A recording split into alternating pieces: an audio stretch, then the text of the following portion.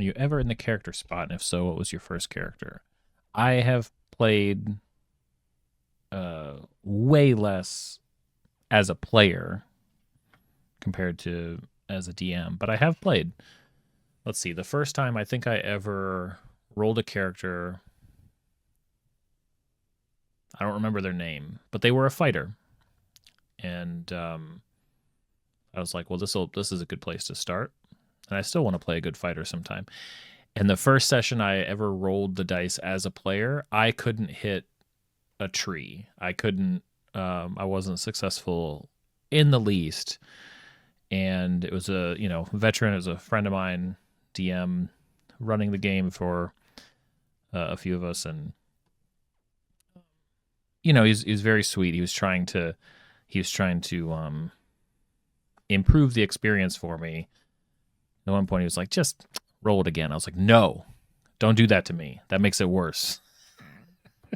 I'm failing. I can't hit, a goblin, let alone a tree."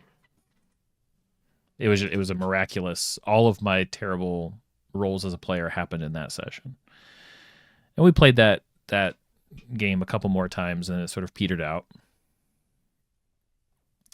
I've been a player in a couple of one shots. The character, good on hot dice. The character that I created and played the longest is a character named Atticus. He was my wizard that I took to about 8th level before and through some really interesting situations until eventually the party fell. It was a total party wipe one day, and they are no more.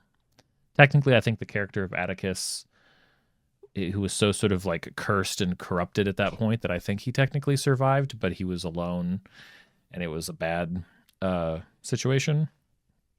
So that campaign sort of fizzled out. That was after about a year and a half of off and on play. That's pretty much it.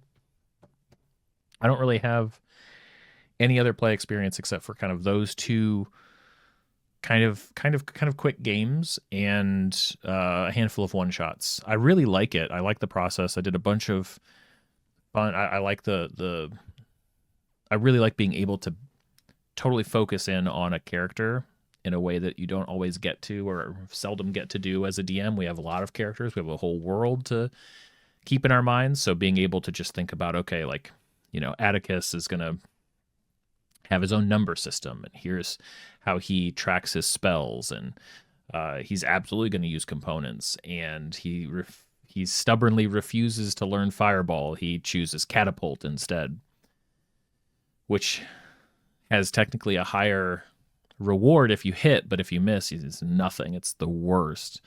So he was a very high risk, high reward type of character. So it'd be fun to do that again. I enjoy that, and especially I think when the dynamic is there, with the group, I can see that being a lot of fun. Yeah. That said, if I had to choose, I choose DM every time. Come on, being Dungeon Master is the best. But I'd play again. I'd roll another character together. Maybe it'd be fun to try a druid.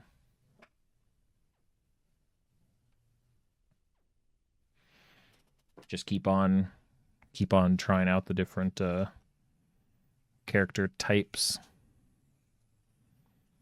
I think I have some fun with. I had a lot of fun when I realized how much fun a druid boss fight can be. I don't know why that took me so long. I feel like it was really like only like a year ago or something. I was like, wait a minute.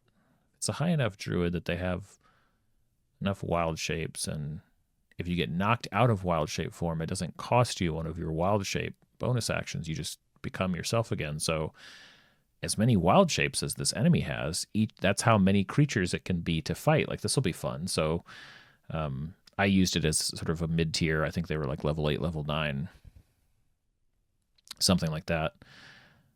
But a decently leveled druid can be, pretty big creatures with pretty uh healthy hit points, and you knock them out and you get them into humanoid form, take a few hit points off, but that's probably not going to be enough. Next time it's their turn, bonus action again, back into another big bullet sponge wild shape form.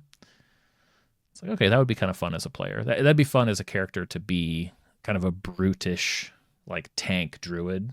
I think that could be kind of neat. You can do the cheesy things players do. Well, I think it depends what the thing is, but you can. You can also, and this is even more fun, invent things and do things that players can never do. Those are some of my favorite things to do.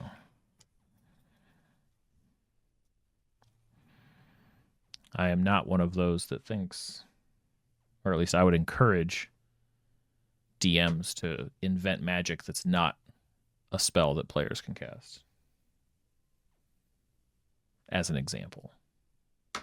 You've had that revelation many times. It's so easy to lose track and forget. Yeah. Although I do kind of note it for myself every time. I'm like, okay, they're really abusing cover. Remember that.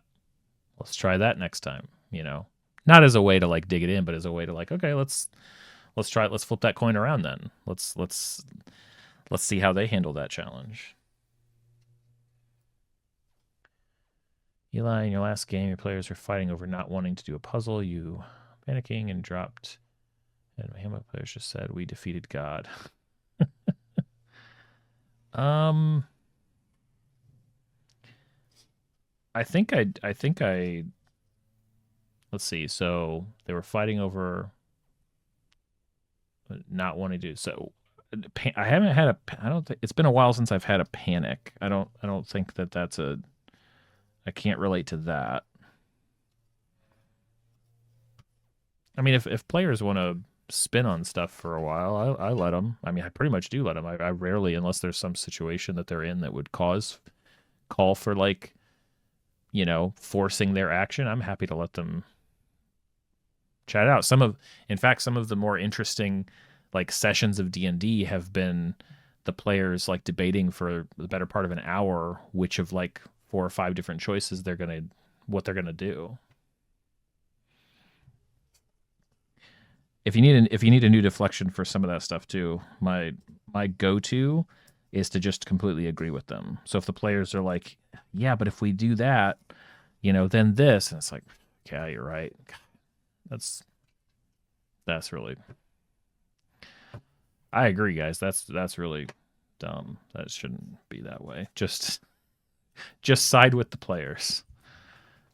And they'll be like, you quiet. Yeah, guys. Or here's a really good one. Yeah, I'm sure that's nothing. No, that's definitely that would be a waste. I agree with you guys. That would be a waste of time to even. No, I would just leave that be.